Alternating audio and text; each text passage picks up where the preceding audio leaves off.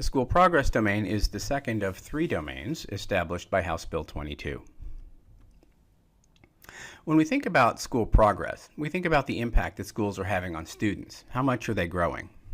House Bill 22 establishes two ways to evaluate this. Student growth, how much has each individual student grown academically over the last year, longitudinal student growth. While this is really good information to have, this metric has some limitations.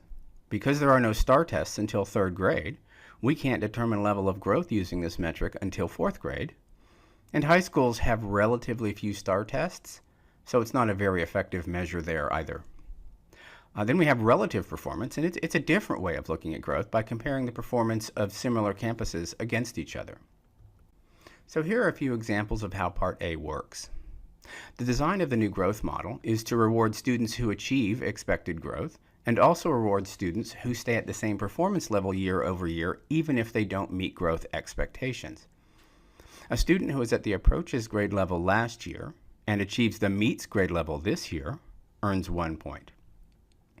A student who is at approaches grade level last year, stays at approaches grade level this year, but meets the STAR progress measure also earns 1 point.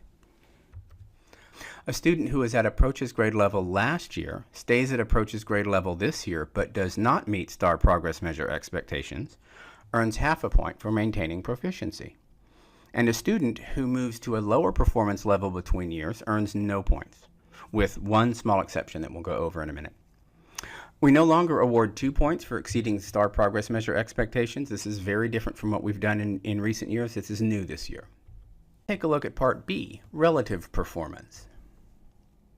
The second part of the domain is relative performance, comparing the student achievement domain score against the percentage of students who are economically disadvantaged, then comparing that performance against like campus types.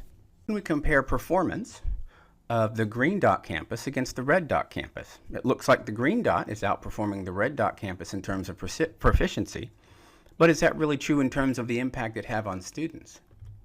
If we draw a line of best fit, it turns out that each campus is precisely average for all elementary campuses in Texas.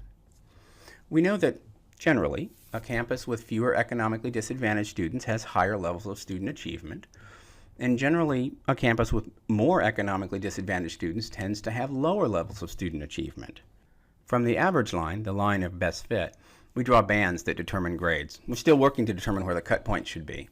The slope of the lines will all be the same. The grades will be determined by how far and above or below the average line a district or campus falls.